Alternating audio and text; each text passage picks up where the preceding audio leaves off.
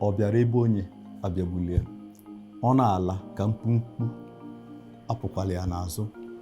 That is, if you come to my place, don't come with ulterior motive to harm me, to do evil, so that when you are going, you not go out with a hunchback.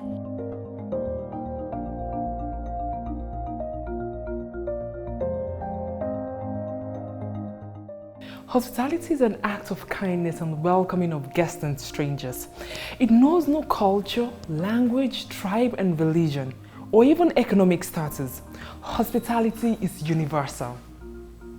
When Allah is telling us about who are the people that entitled to be given zakat, zakat is like a defined charity, or what I say is spiritual charity, that a Muslim must pay each year from his wealth.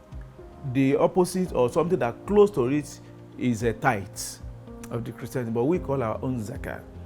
There are about 8 group of people that Quran define, Quran chapter 9 verse 60, that you share that wealth with. One of it is somebody who is on a journey, a stranger that comes to you. 1/8 of what you earn goes to him or her.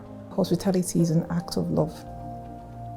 Yeah, and it's an extension of God's love, because it's a command He's given us to love our neighbors, to love ourselves. He didn't say love your brother, He said love your neighbors. Your neighbors do not necessarily need to be your church member or it could be a stranger, but we are commanded. Matthew 25 from verse 34.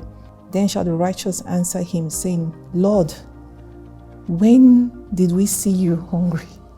And He said, when you saw a stranger and took him in, or the naked and clothed him, or when you saw the sick or in the prison and you came unto them. And the king said and says, verily I say unto you, inasmuch as you have done this unto all these people, you have done it unto me. In Igbo land, we have different ways of receiving persons, strangers, either strangers within Igbo enclave or strangers who do not understand Igbo culture.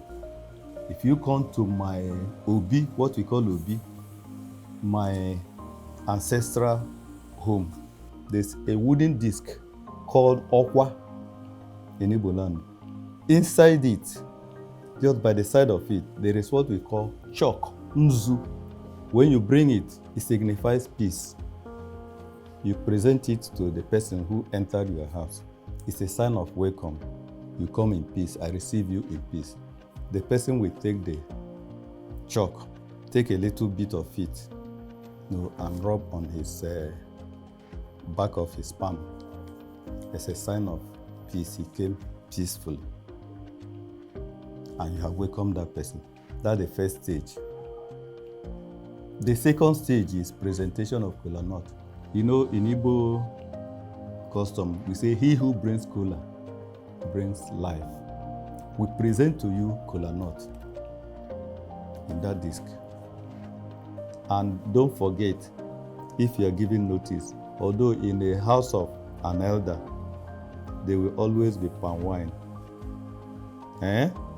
That palm wine goes together with that kola nut. And when somebody comes to your house as a Muslim, the first thing you do is you do what we call salam, the taslim. You welcome him with the word of peace, salamu alaikum. In a very good setting where you have everything that is Islamic, you offer such a person dates and water for him to start. Then after, you now arrange for food which you have. If we have stranger like a visitor, the person will visit us, we welcome him with the masa. Masa now be like a traditional cake, but some among them they will mix it with the honey.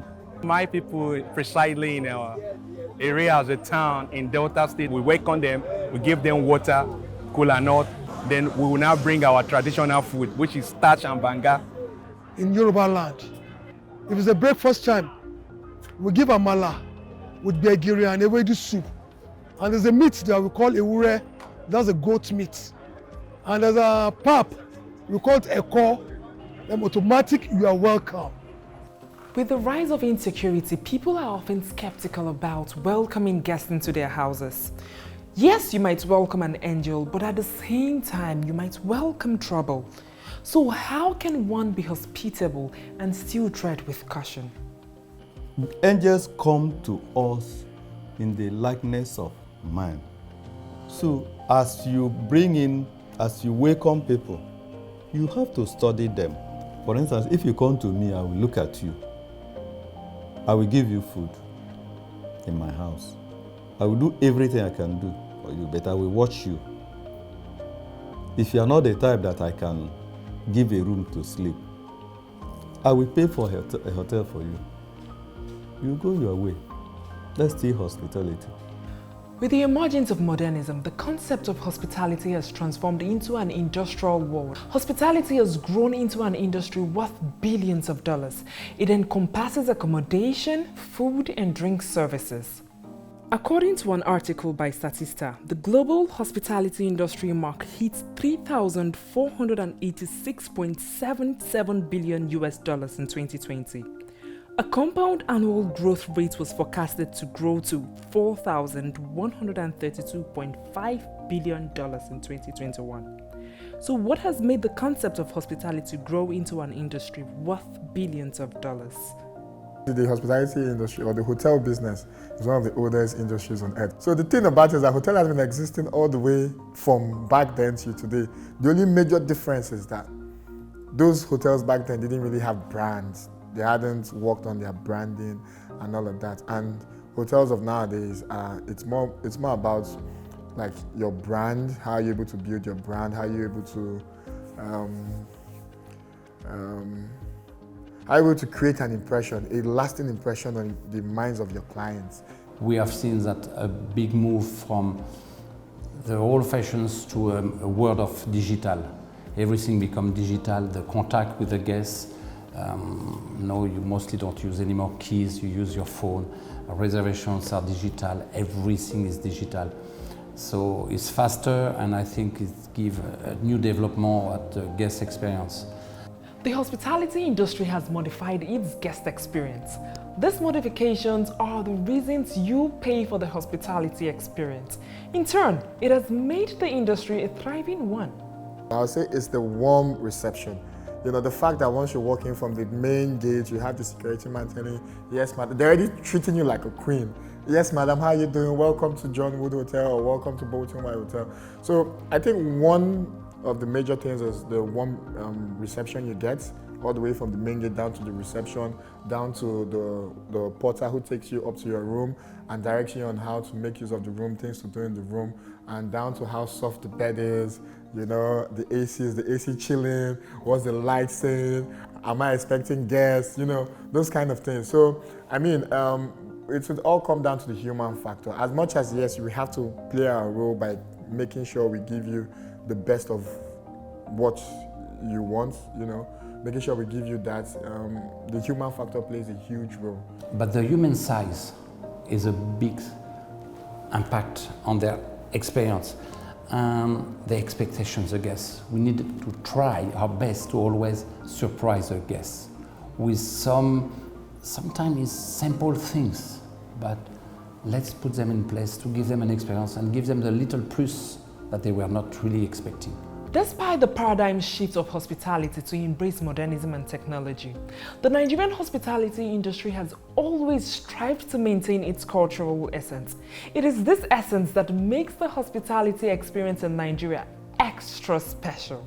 First things first, we find ourselves in Nigeria. Where is Nigeria? Nigeria is in Africa, you know. So it's important for us to know the cultures that are around, so that we can tap out of each culture and try and induce it into the hospitality, into the hotels or the hospitality management system. One of the things we need to understand in the Nigerian culture is that an hotel cannot be perfect without a perfect maintenance and a daily dedications. What we need, and what here we try to implement on a weekly basis, is training of the team. for our team to understand that we need to know what is service, what is the expectations of the guests. If we improve on our style of leadership, Nigeria will be one of the greatest countries in the world, because we have the people, we have the resources, we have the mind, we have young people that are ready to do the craziest of things. Like, trust me, if we can improve on our style of leadership, hospitality is the least. The markets or the country will be a land of milk and honey. Whether in the hospitality industry or just an act of service in your home and community, the core values of hospitality remains the same.